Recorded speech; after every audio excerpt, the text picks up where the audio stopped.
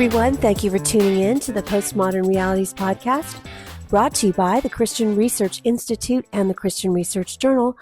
I'm Melanie Cogdill, managing editor of the Christian Research Journal. It's November 2025, and this is episode 471, which is a spoiler-filled conversation about the FX and Hulu TV series Alien Earth, which is based on the world created by the Alien movie series. Today's guest is Robert Velarde. He is the author of several books, including Conversations with C.S. Lewis and The Wisdom of Pixar.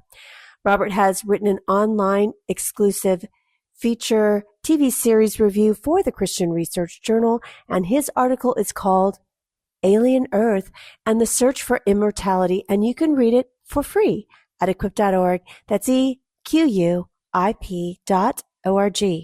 Robert, it's great to have you back on the podcast. It's been a little while. Yeah, it has. It's great to be back on. Well, as I noted, today, Robert and I are going to be talking about the FX and Hulu TV series called Alien Earth, which is based on the Alien series of movies going all the way back to the original one in the late 1970s. So it's the first time it's been made into a franchise. And can you give us a little bit, maybe a broad overview of the whole entire franchise and where we drop ourselves into with this series? Sure, exactly. And yeah, this is the first time Alien franchise has been made into a television series, Alien Earth. Has 8 episodes, and as of this recording anyway, we don't know if it's been renewed for a second season. But this has had several films, tie-ins as well with Predator movies and comic books and video games. But this is the first television series. The first movie, like you mentioned, Alien, came out in 1979, and that was pretty much a science fiction horror film. And then it took them, 6, 7 years later to do the sequel, Aliens, with a different director, James Cameron. And that has become sort of an iconic science fiction action film. They did Alien 3, which is largely considered the worst one. Alien Resurrection was 1997, and Joss Whedon actually worked on that one. It's kind of a proto Firefly sort of thing going on there with the crew he depicts. And they did Prometheus, Alien Covenant, and more recently, Alien Romulus, which was also reviewed in the journal recently. So just tell us a little bit about the TV series Alien Earth. Where does it fall into the timeline of all these various different movies? Sure, yeah. It's set in the year 2120, so this is a couple of years before the first Alien film. So technically, Alien Earth is a sequel. And, since the first film is now, like 46 years old, a lot of work went into the production in Alien Earth to make it look and feel sort of like late 70s technology, what people in the late 70s thought the world might look like 140 so years in the future. So it gives it this very interesting look and feel. It's I would term it, I think, cassette futurism. So there's kind of old technology mixed in there, that old to what we would consider old now. A lot of the monitors and screens and things are in black and white in Alien Earth and a lot of the Alien films. James Horner's score was very distinct and back in the late 70s, so there's some of that in Alien Earth. So the production quality itself is very good. This whole timeline, though, is set in this somewhat dystopian future where a lot of mega corporations basically run the world. So there's not really government states as we know them now. There are these big corporations that run different parts of the world. So, in this case, in Alien Earth, there's a company called Prodigy that has an entire city that's basically a company city. So that's very kind of interesting thing. Something that you get in a lot of what you'd call cyberpunk science fiction. From the 80s, William Gibson's novel New Romancer and other things like that often have these large corporations that have essentially taken over the world and are kind of vying for power like governments and nations used to do. So tell us a little bit about, it's taking place in that time frame before the first infamous Sigourney Weaver movie. And of course, like you said, it has this kind of, it's like technology yet retro. It's got a little bit of that retro feel to it. So, what is the exact plot of the series? Because it is actually taking place before the first movie. Right. Well, as I said, it's a prequel, so it's a couple of years before the first Alien film, and it's, largely about these mega corporations. I think in Alien Earth there are, I think, five big corporations running the world, and Alien Earth is about two of those corporations. One is called Wayland Yutani, and that, series fans of the franchise will know that name because that is featured, I think, in every one of the Alien films. And another company is called Prodigy, and these two companies are vying for power, basically what you might call technological superiority. So in the series, Wayland spacecraft crashes into a Prodigy city. And there's this struggle between the two companies as to, well, what do we do now? There's alien organisms, specimens on this ship that has crashed. And these are living alien specimens, including the kind of iconic, what they called the xenomorph in the Alien movies, the one with the acid for blood and chases everybody around, that sort of thing. And both companies want to possess these specimens to, progress their research. It's sort of this constant research battle between all these corporations to see who can become, the top company, I guess, that can rule the Earth. So another big plot point in Alien Earth is the development of these new synthetic beings that Prodigy calls them hybrids. So in the world of aliens, going back to the first Alien film, you have these synthetic beings, kind of android robotic beings that have artificial intelligence, and in Alien Earth, they developed this a bit more with having cyborgs, cybernetic organisms that, are human beings that are augmented with, different abilities through technology. And hybrids are essentially a prototype, kind of a product developed by Prodigy, where they're attempting to copy human consciousness onto a synthetic being. So you even have some of that cassette futurism in those scenes where it looks almost like an old computer scanner as the bodies are being scanned, and supposedly the human consciousness and memories of a person are being transferred into this alien body. So a lot of Alien Earth is about the hybrids, one in particular named Wendy, and her journey from this consciousness transfer and trying to figure out what she is and who she is and how this new kind of technology fits into the world of Alien Earth. Tell us a little bit more about these synths. I guess they're machines, but they have these human consciousness. What is the plot point of who the main group of these synths are in this series? Yeah, there's a group of hybrids, and like I said, it's a new invention that Prodigy's kind of prototyping, and their ultimate goal is to make this a product, right? Something they offer to the world that, okay, if you want to live forever and obtain immortality, we can transfer your mind to these synthetic beings. And, they've had human consciousness or at least memories transferred into them. And in Alien Earth, the hybrids are terminally ill children that are basically transferred into synthetic bodies. And apparently, this is done with, the consent of the parents that know that their children are going to die and allow this company Prodigy to essentially, experiment on them. So they appear to retain all their memories, but are in these adult-looking synthetic bodies. So much of Alien Earth is about, how these child hybrids try to understand who they are and what their place in the world is.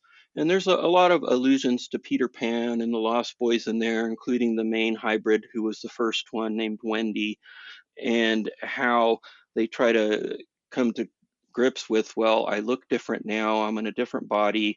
I have superhuman strength. I have superhuman intelligence. I can live forever, unless, of course, I'm chased down and killed by an alien. The Thanksgiving season is coming up in the next couple of weeks, and we just want to say thank you. Thank you so much for being a faithful listener to the Postmodern Realities podcast and for all the ways in which you help us get the word out there by letting people know and sharing episodes and rating and reviewing our podcast. It just makes so much of a difference, and it helps us get picked up by the algorithm, by people who might want to listen to our content. And as always, we would like to connect with you as well. So as I've mentioned a few times, we have an email address which you can contact us, give us ideas for content, or write letters to the editor, and that's response@equip.org.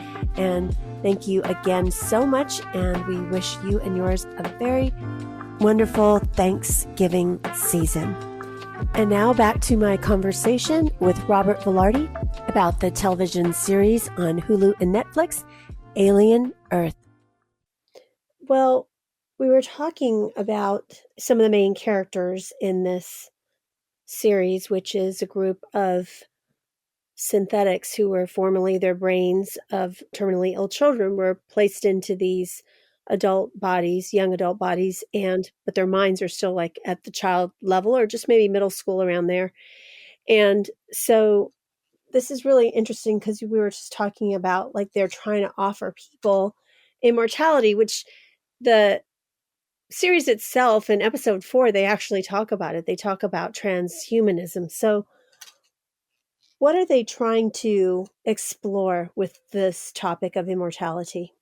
Sure. And in the series, these children are all about 11 or 12 years old. So you do find them in these, odd situations where you would not normally send an 11 or 12-year-old or ever send a child into a situation that involves, say, search and rescue, which is what the head of the Prodigy company does. He says, okay, let's try out these hybrids even though they have child minds, and let's see how they perform out on the field and how they react to situations. And of course, these children are, a lot of them are just terrified because they don't have the context to, address what they're dealing with. They've got hostile humans, they've got hostile alien organisms, and they're trying to make sense of this reality. So, as far as the immortality aspects of it, um, Prodigy, like I said, is developing this technology that's going to allow for human consciousness to be moved to a synthetic body. And, since they're a corporation, they want to create a product. They want to market this as, well, now if you pay us enough money, whatever that is, it can transfer human consciousness into these synthetic bodies. Now, it's not worked out in very much detail in the series. It appears from the prototypes, at least, that when this transfer occurs, the human dies, because we later see in the series the graves of these children that were used in these experiments. So, it seems as though it's going to be something promoted to maybe terminally ill people or something, or they're going to develop the technology further so that it works. And the head of Prodigy, this character who's this sort of boy genius, and his actual name in the show is Boy, he is, trying to refine this technology because it doesn't apparently work yet with adult minds. There's something that, whether it's maybe too much memory or too much storage, however you want to look at it in the terms of Alien Earth. So that's why they started with children as sort of these prototypes that offer immortality, essentially, which is, a concept we get from transhumanism. How do we get beyond the natural body and our limitations, say decay and disease, and of course, ultimately death? Can we live forever? Can a person do this kind of process and not have to deal with things like that? It's really interesting. In the earlier episodes, kind of set up what they're talking about for transhumanism in the later episodes, because in the very beginning, they're talking about, in the first couple episodes, they're talking about, well, what are human beings? And it's very interesting because they are referring to human beings as animals, which is really, I mean, Darwinian thought, is Uh-huh. very much woven with in this series, but also um, in the review that you wrote for us, speaking of immortality and just like who are humans, are they just merely just animals or creatures, and um that's why we have to have them, because they're going to die. And so how do we preserve the human mind and so forth, because that's a big issue too, right? How does humans think? What does it mean to be intellectual and engaged? That's something that the boy genius is searching for, someone to be his, like, I guess, equal in those kinds of things. And so in your article you mentioned this Greek myth about immortality. So how does that myth relate to what Alien Earth is kind of trying to show in its series? Sure, and I would add that a lot of these concepts, have been around in science fiction for decades. But, even this concept of immortality, of course, goes back thousands and thousands of years. We have this Greek myth about it. And, the ancient Greek myth that I'm referring to is about a character named Tithonus, and the gods grant him immortality. But like a lot of the ancient Greek myths, there's a catch, right? They grant him immortality, but not eternal youth or the prevention of decay. So this character sort of stuck in not an ideal immortal situation, so much so that Tennyson wrote a poem about the story, called calling the fate of Tithonus, quote, cruel immortality. So I think in some ways, this is what Alien Earth is doing with the hybrids. Are these consciousnesses of these once terminally ill children, are they really now residing in synthetic bodies, or are they just shadows or imitations, or, not actual copies of the children? Would this be a sort of cruel immortality that Tennyson wrote about? And, from a Christian perspective, of course, we can look at this and explain it in a certain way. But as you said, the worldview of Alien Earth, particularly Boy Cavalier, is essentially, atheistic materialism. So, from that perspective, they're dealing with, material, physical bodies, like you said, animals, and the brain is just this physical organ. There's not, as in Christianity, this immaterial and material component to how we are designed. There's no thought of like the soul. And in a way, this kind of goes against its own worldview of materialism that says, well, the natural order of things is that you die. And yet, in this framework, this company is trying to find a way to kind of bypass that, to sort of circumvent that destiny and say, well, what if people could live thousands of years in these synthetic bodies and grow and explore and, become more than they can be, just as, flesh and bones? So, talking about just how they portray this, I was thinking as you were talking about this, is it's like, in terms of this particular world, the least favorable, I would say, as the series portrays it, is a human being, which is seen as like weak and not ideal. And so it seems like they're trying to explore some of that through the various different kinds of Android technology they have. So there's different ones, and some of them I think there's like, spoilers at the end where you realize, oh, things that you thought were human were actually androids. Yeah, exactly. And what you just mentioned is something too that goes back thousands of years. It's sort of almost like a Gnosticism, right? Where we see that the material flesh is bad, but, sort of the spirit is good, which the heresy of Gnosticism was to kind of project this onto Jesus, saying that, well, Jesus wasn't really here in his physical body. He just made it look that way because spirit is better. And in a way, that's what we have going on here in Alien Earth.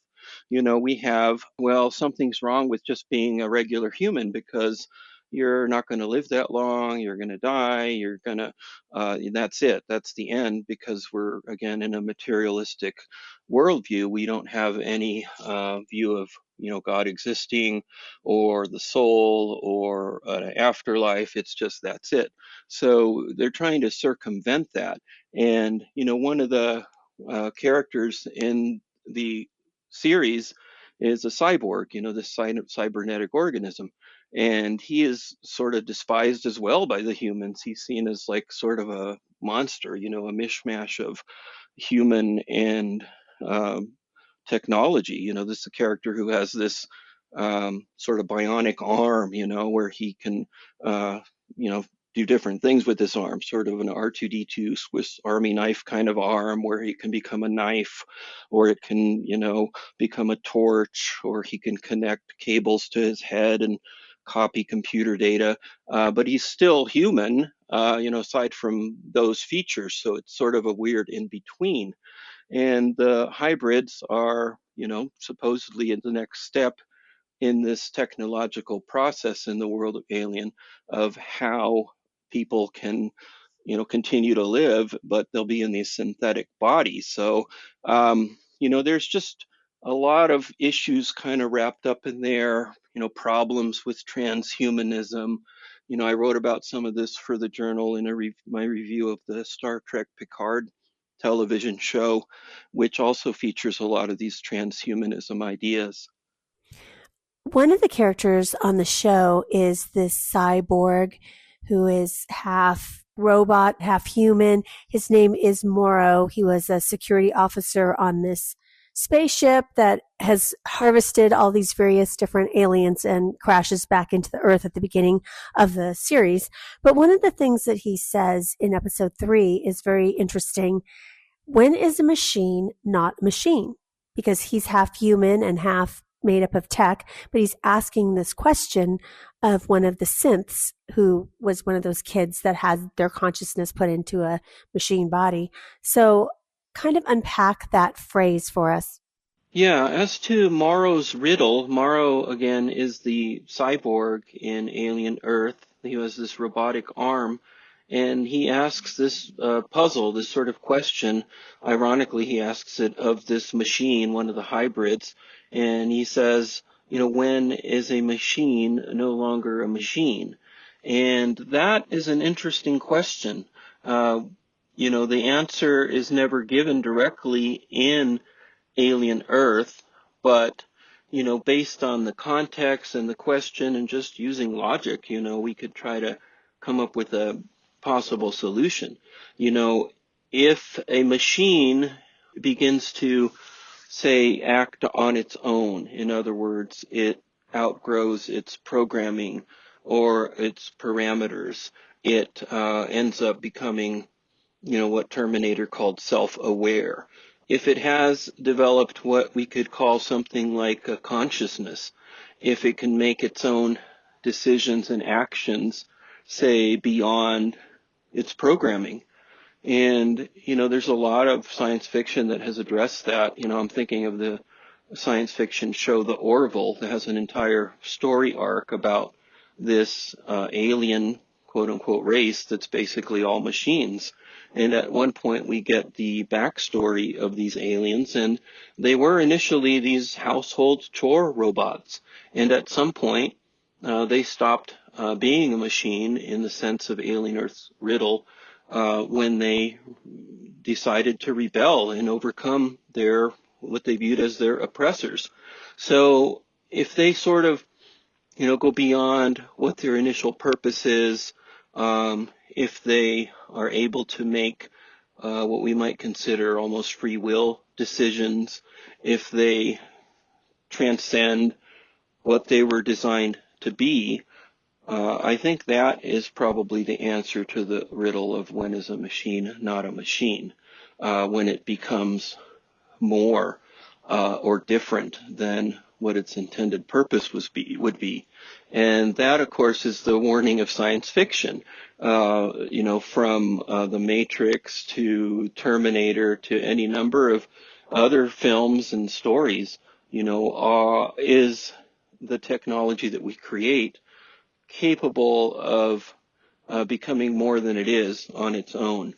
And if that happens, uh, is the result going to be good for humans or bad for humans or something entirely different? I don't know if we really clearly defined it for our listeners, but with the rise of how we interact with technology and AI every single day, I don't know if some of the listeners are clear on what is transhumanism. So, can you explain that for us? Sure. Yeah, transhumanism is essentially the view that humans can transcend what are perceived as our current limitations. So, the human body and mind, that decay and are susceptible to disease and ultimately death.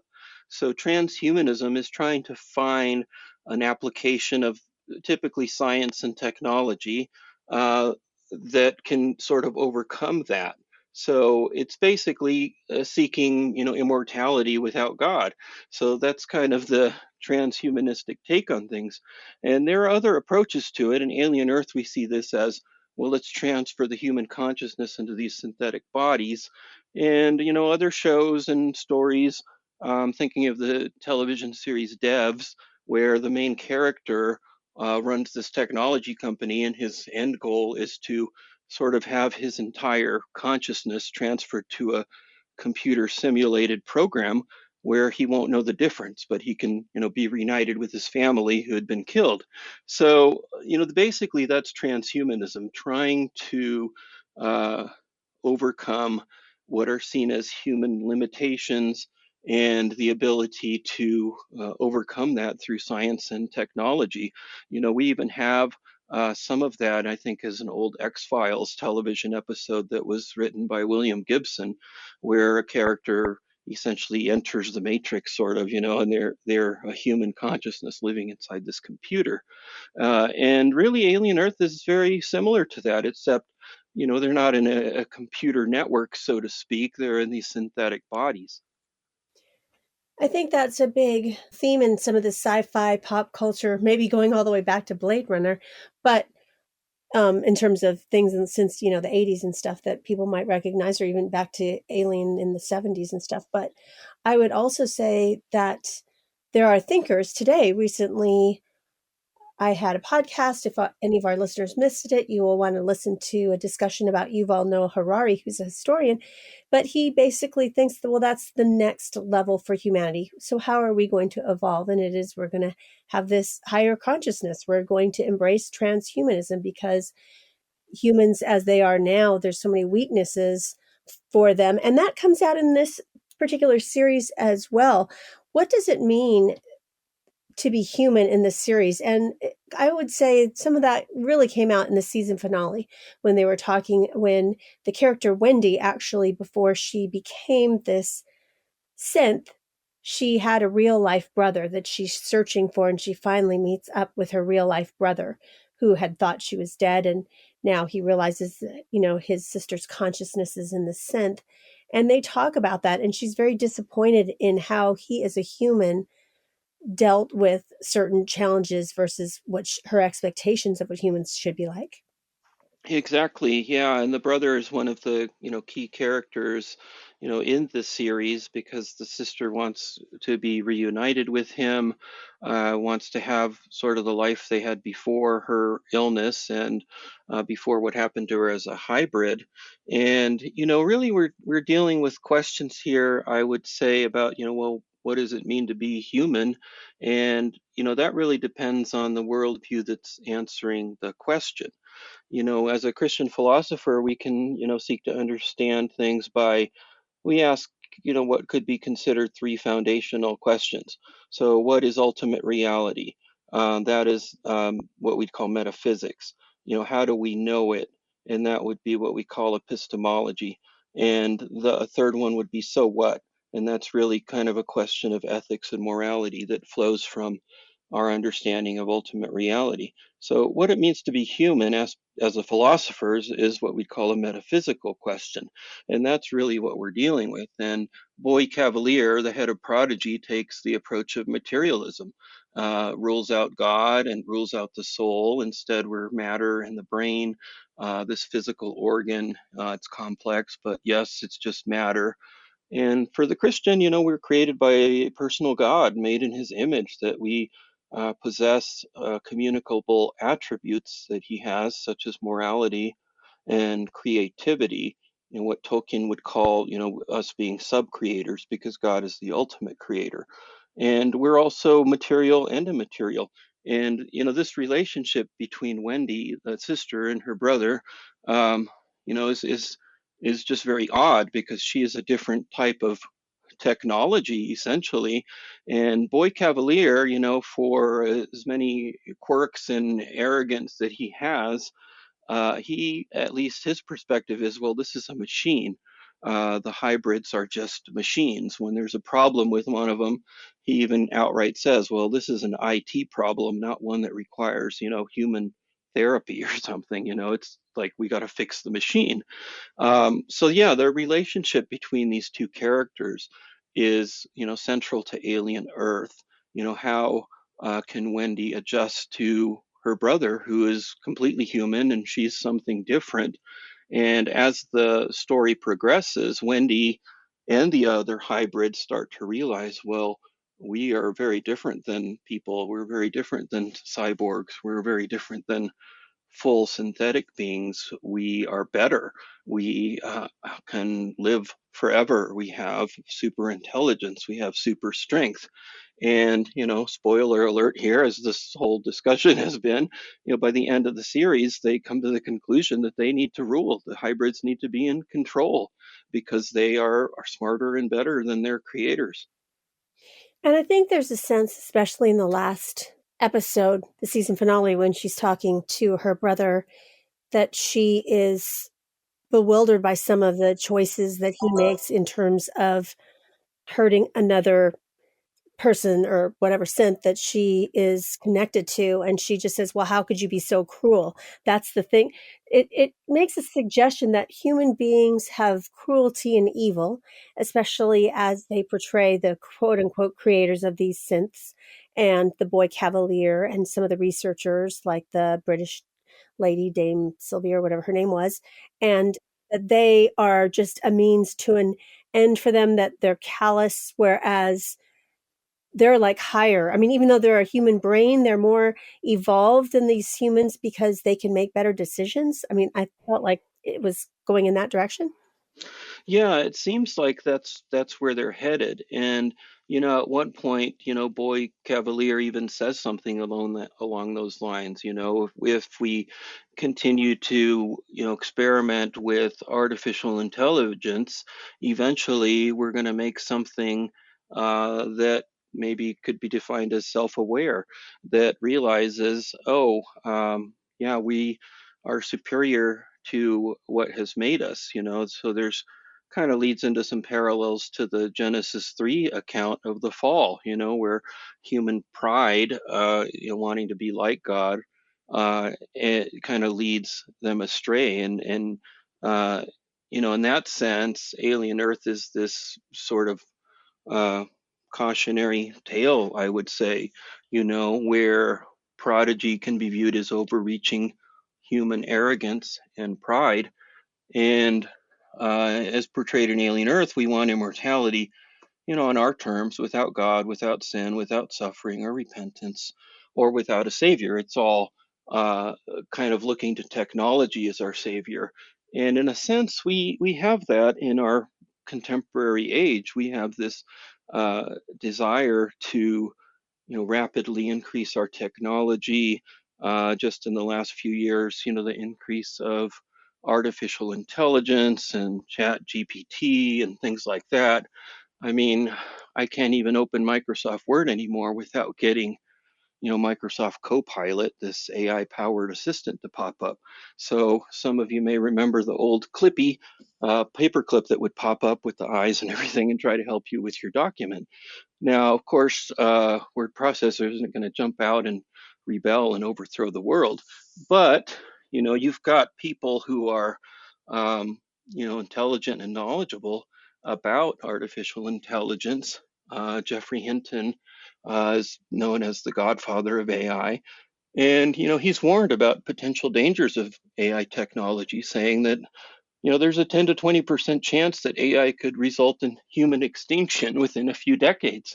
So we're at the point where what was once just science fiction of, things like the Terminator with Skynet kind of overtaking the world, to scientists warning about some of the dangers of what we're doing. And what are some of the restraints on that? Do we have any, or is it just a free-for-all contemporary competition to see how far we can make this artificial intelligence go? I think the series suggests that it's inevitable because at one point in the earlier episodes, I don't remember if it was like episode or two or three, that Boy Cavalier just said, well, isn't that what it's about? We make machines that make better machines, and it keeps propagating till supposedly will come up, the machines, and then the humans will cease to exist. Right. Yeah. And that's sort of what he sees as the trajectory. He's not even really that interested in the hybrid technology of transferring human consciousness. He just sees it as another product his company can sell. And this is a character who's a multi-trillionaire, so he's not really concerned about the money. He's got the stereotypical arrogance and pride that you get with a lot of these, tech leaders portrayed in films. And, he really just wants to be able to have a conversation with something that's intelligent as him because he's arrogant enough to think that he's smarter than everyone in the world. Um, but it does lead to questions about us now. There are concerns now about, are AI tools stealing creative work? Are they, stealing artistic style from living artists or writing styles from living writers and incorporating them into this, large language model? Could AI also result in a decline of, say, human culture and growth? Can we become complacent because artificial intelligence has begun to do a lot of things for us? We have the sort of reductio ad absurdum in the Pixar film Wall-E, where the argument's reduced to an absurdity, saying, okay, if everything becomes automated or controlled by computers or artificial intelligence, are humans just going to become these, lazy beings that don't do anything, that, don't live up to the image of God in us, that spurs us on to creativity and moral goodness? I was just thinking that I don't know if it's intentional on the purpose of the creators of this series, but it does kind of have a dig to big tech today. Just not just in the setting of the world now is as they explain it, like tell us about your world or whatever. It's just like I think one of the synths or somebody says, well, you now we're run by these big corporations, the five big corporations, and they were talking about two, like one corporation goes to deep space and collects these specimens that come back, with the xenomorphs and these eyeball octopus things and so forth, but also the idea that this young kid who doesn't know anything running it. So I don't know. It's trying to say, oh, what is big tech trying to do to us today with all these, kids that are geniuses that have too much power over our everyday lives?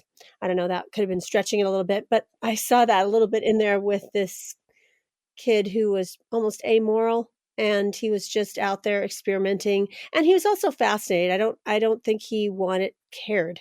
He had no real, for him it was just kind of a game. They were talking about, well, we know how to play your game now, the synths were at the end. Right. And, he's a very interesting character because he's not after, money. He doesn't even see his own transhumanism sort of technology as something that really will result in a human in this synthetic body. He just sees them as machines. But there's a certain amount of irony as well in, films and television shows like this warning us of mega corporations when, the Alien franchise is owned by Disney. It's a mega corporation. Obviously, we look at it, oh, okay, this is a benevolent company. They just want to create entertainment and make money. But, we have these mega corporations now. You've got Microsoft and Google and Apple and whatnot. And, what are the restraints on what they can research and create? The other day I saw this video promoting this humanoid robot named Neo that supposedly can do household chores for you that you can pre-order now for $20,000. And, do we want these, humanoid robots wandering around our house? And, what is the danger there?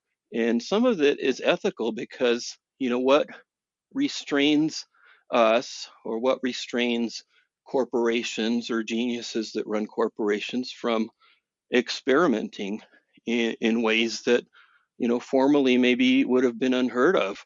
in order to sort of progress this, human intelligence or technology to the next level.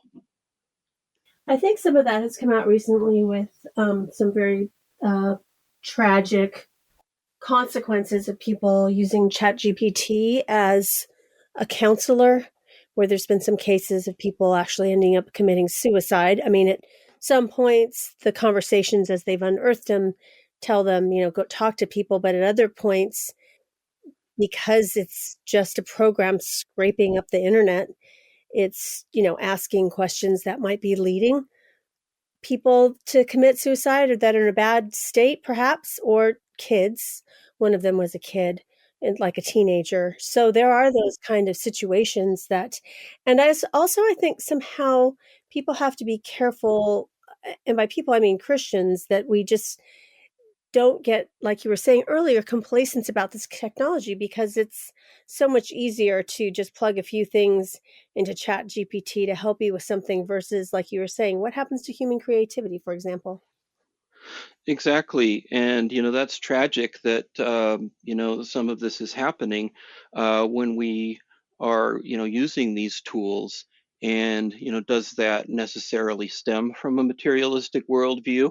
If the AI thinks that we're just material beings and death is the end, we don't have a foundation of Christianity, of the sanctity of human life or being made in God's image, or leaving our end in God's hands, not taking it over into our own. So there's a lot of points here where Christianity speaks into what is happening, and aside from a lot of the problems with transhumanism, um, the AI issue has become something that's very real now in our world. And like you said, is it something that could lead to real harm in the world? Because even at this stage, and it's what you might call its infancy, there's still a danger. And people wanting to interact with a computer program that's going to tell them what to do, what are the consequences there of you know detaching ourselves from our creator and not seeking him or his will in our lives, and instead turning to a man-made machine for answers. So, what about your recommendation for Christians and Christian parents? Is Alien Earth a series that Christians could watch? I would say I didn't see any sexuality in it, but it is quite gruesome. But beyond that, because of its themes and different things, how should parents handle it if they have like a sci-fi loving teenager who loves the Alien series? Should they allow their kids to watch this series?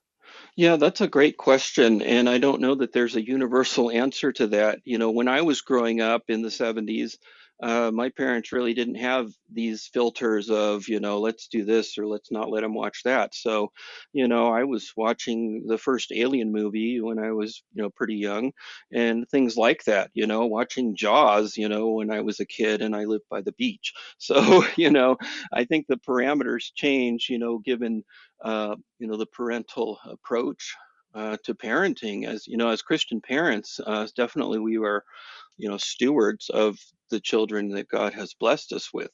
And one of the things I did with my children is try to instill in them a Christian worldview that they could use to understand reality. And what delighted me the most sometimes is when we'd watch films together, and one or more of my children would make a comment about how something didn't make sense because of this or that, using logic and their Christian worldview to apply it to what is happening.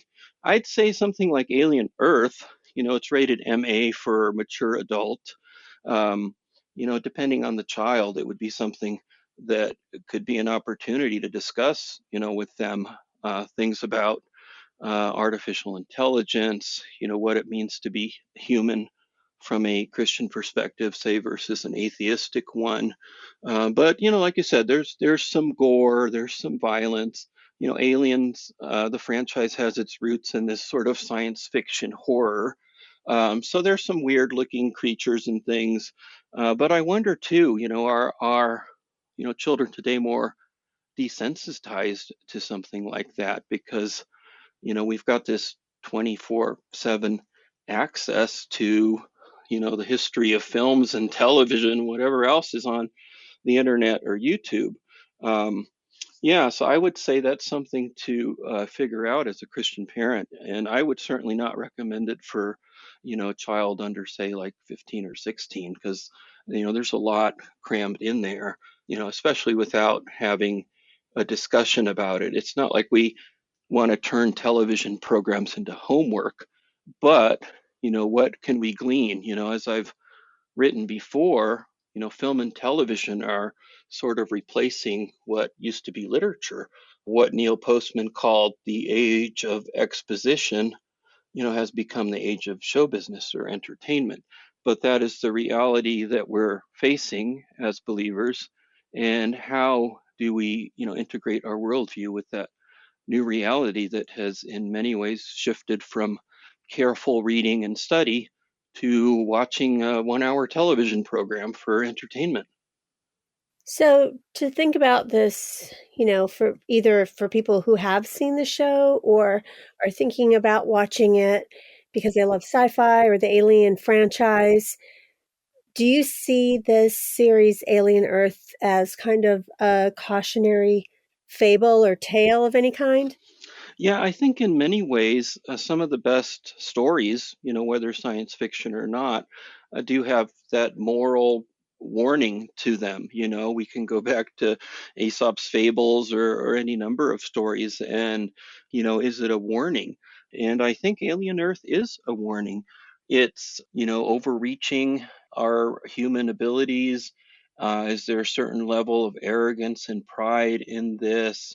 There's a company that exists now called Colossal Biosciences, and they do gene editing and DNA rebuilding, and they want to clone a, woolly mammoth. They call the process de-extinction.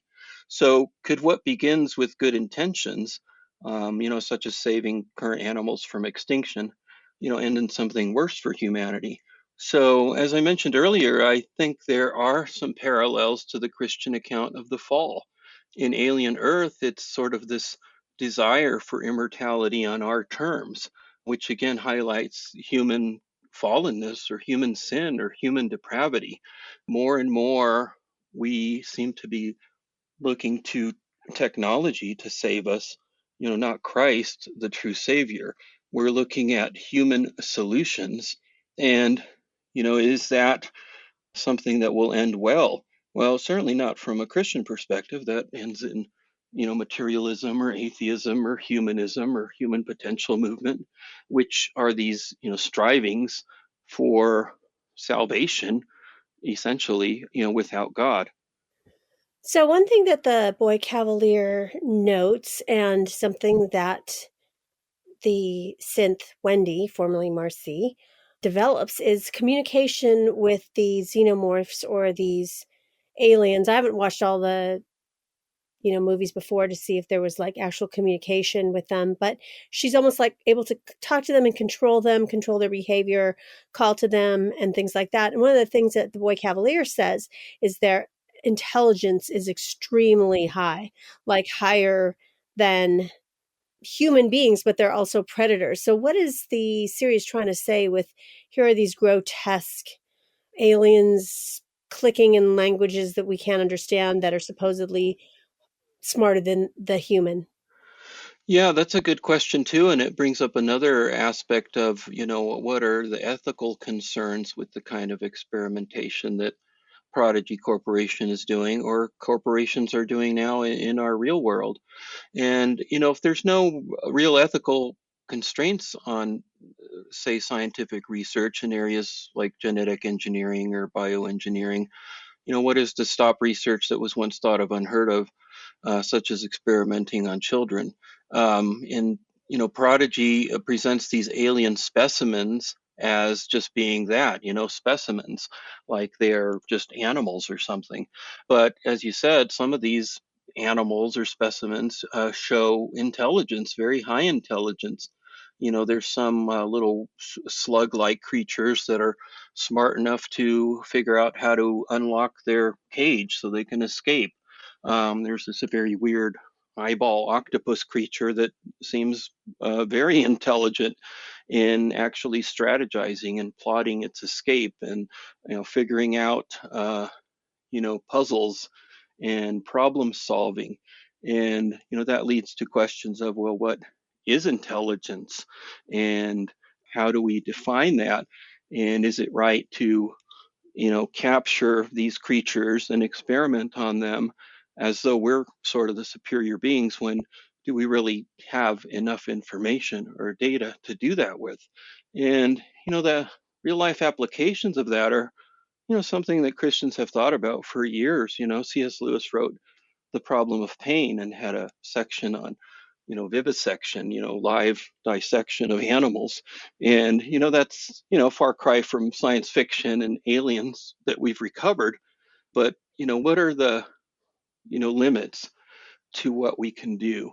Years ago, there was concerns about dissecting humans. It was like, does that go against God's, you know, will for us? Or is it a sign of human curiosity and intelligence and trying to figure out reality because we have a certain amount of God-given curiosity? But the limits of what that can do, that's the stuff of science fiction, but also reality. Do we bring back a woolly mammoth? Why? And if we do, is it going to actually be the same as one? These are questions that Michael Crichton dealt with, going back to a Westworld movie in the early 70s to Jurassic Park. And really, Alien Earth ends up being a lot like that. It's a bunch of humans on an island running experiments. And in the end, everything just goes wrong.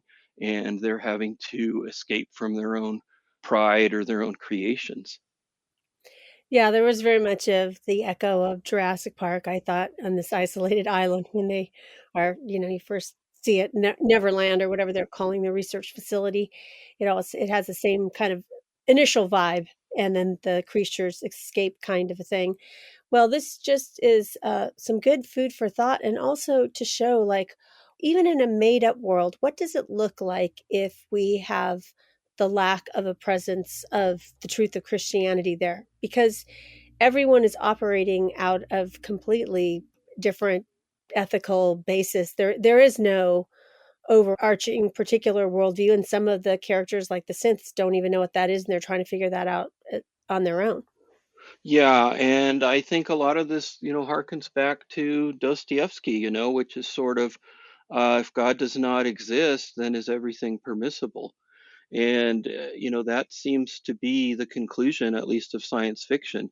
Our desire to say grow or learn or expand ends up, kind of biting us back because, we don't have the foundation to know if we should do something or why we should do it or how we should even deal with what we've created. Well, on a much lighter note than our discussion about AI and sci fi and aliens, it is November. It's almost Thanksgiving. What is one of your favorite side dishes for your Thanksgiving dinner? Oh, wow, that's a great question. I don't know if I'd call it a side dish, but I'm going to go with dessert. I love dessert, so let's do that one. Well, I hope you have a lot of good Thanksgiving pies this year. Yeah, definitely. You as well. Well, thanks for being a guest on the Postmodern Realities podcast. Thank you, Melanie. It's always great to be on. You've been listening to episode 471 of the Postmodern Realities podcast from the Christian Research Journal. Today's guest was Robert Velarde. He is a contributing writer to the Christian Research Journal and has written an online feature television series review called Alien Earth and the Search for Immortality, and you can read his article for free at equip.org. That's EQUIP.org. You won't want to miss out on subscribing to the other podcasts from the Christian Research Institute. We have the Bible Answer Man podcast, which is published Monday through Friday with the best of the week on Saturday. It's hosted by CRI President Hank Hanegraaff and is available wherever you get your favorite podcasts. In addition, Hank has a podcast called Hank Unplugged. Hank takes you out of the studio and into his study to engage in free-flowing, essential Christian conversations on critical issues with some of the most interesting, informative, and inspirational people on the planet. And you won't want to miss out on the brand new podcast from the Christian Research Journal. Christian Research Journal Reads presents audio versions of Christian Research Journal articles. It was a print incarnation of almost 45 years. It's now on the web, as you know, with new articles every single week. So you won't want to miss these audio articles of some of our most popular and most accessed articles on our website, equip.org.